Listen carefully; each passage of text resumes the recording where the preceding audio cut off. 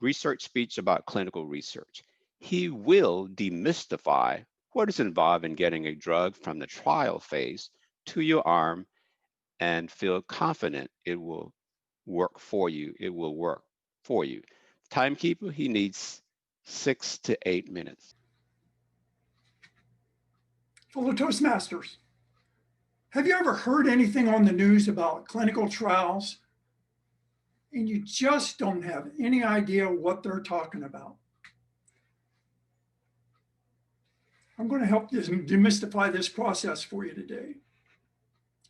Understand the fact that almost all the new drugs, every new clinical procedures and new diagnostic tools has been brought about because of volunteers who participated in clinical trials. Clinical trials always have some sort of eligibility criteria. The slide you're looking at here shows pictures from a pancreatic cancer study. So that medical condition that they got was pancreatic cancer. That was it. That was a precursor to even entering the study. And then there's gender. And then there's other specifics related to different studies. Double-blinded, randomized, controlled clinical trial. My goodness, what a mouthful. What does that mean? The strongest type of study that you can have is a double-blinded. In the upper left-hand corner, the volunteer and the clinician have no idea if it's a drug or if it's a placebo.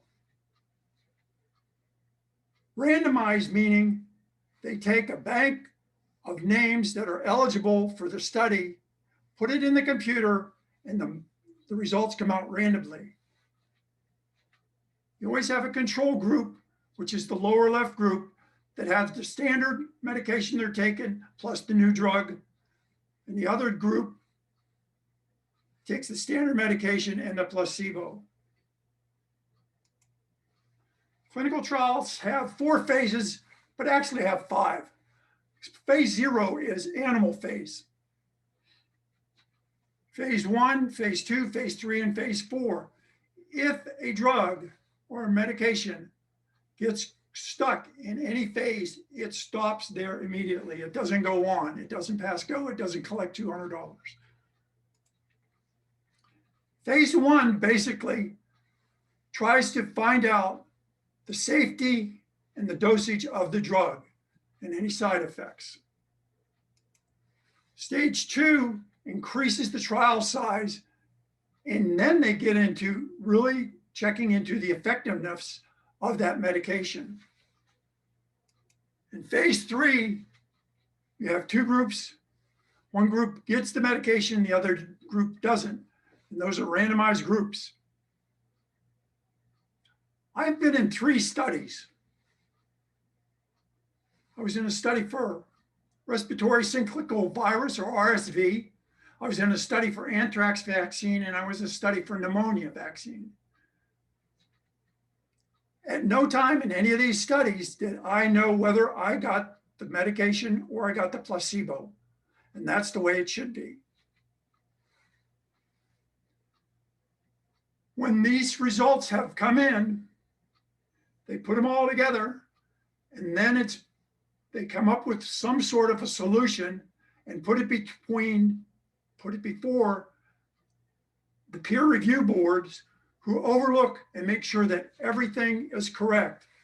And then it goes to, wow, you've heard this one in the news, phase 4, for safety, effectiveness, and optimal use. Okay, you've told us about the phases, but what does that boil down to? What that boils down to is a typical timeline of a clinical trial. Phase 1 has 20 to 100 volunteers. It can take several months. Phase 2, up to several hundred. It can take months to 2 years. Phase 3 can have 300 to 3,000 volunteers. It takes 1 to 4 years.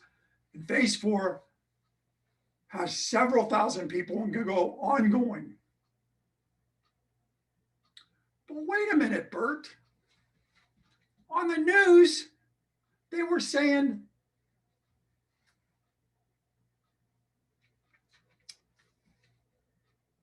COVID was first found in early January. By March, they had cracked the DNA code. By June, 83 potential medications hit the pipeline into phase 1.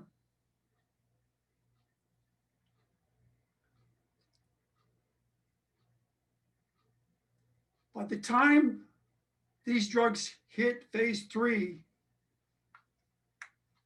instead of having 83 drugs, they were down to 30.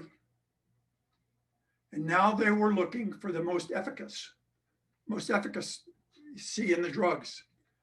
In the old timeline, the biggest single problem they had was these studies, 80% of them might take years to get 3,000 volunteers. The first drug that came through the pipeline just recently had 28,000 volunteers. The second one, the Moderna, had 30,000 volunteers. And Johnson & Johnson has a study coming up with 60,000 volunteers. This should put you a little bit at ease with the fact that with all those people, if there's any problems, it's going to show up in phase 3 and not in phase 4. Any drug you take, it could be anything. It could be an aspirin or Tylenol. Certain people have adverse reactions. And you may have heard about some of the adverse reactions to the drugs that are out right now. And it's normal. They have to be within certain criteria. You may have heard them say, if you have problems with this, you should be check with your doctor before you take this drug. And that's what they do in the trials. They sit down, they crunch the numbers, they talk to the people.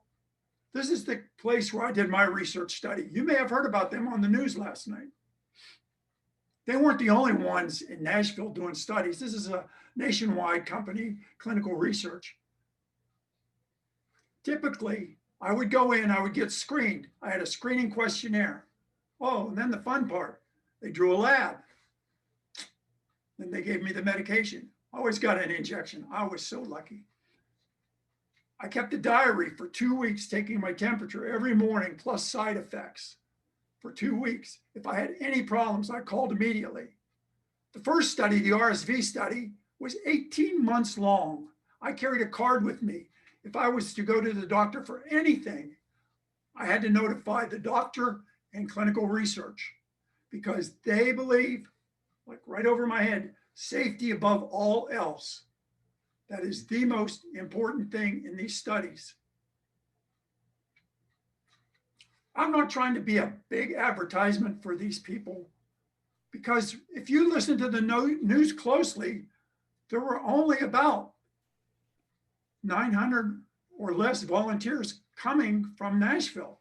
But nationwide, in that study, there were 28,000. Clinical trials, you have to ask yourself, do I feel comfortable with the amount of people that have done these studies versus the old way? Because they're going to tell you, and you've heard it, and it's called Operation Warp Speed. I feel confident that they have conducted enough studies and enough volunteers have come forward and they have enough knowledge about these medications that they're releasing that I would line up tomorrow and take mine. Now, knowing what you know, do you think you might get a vaccine tomorrow if they let you?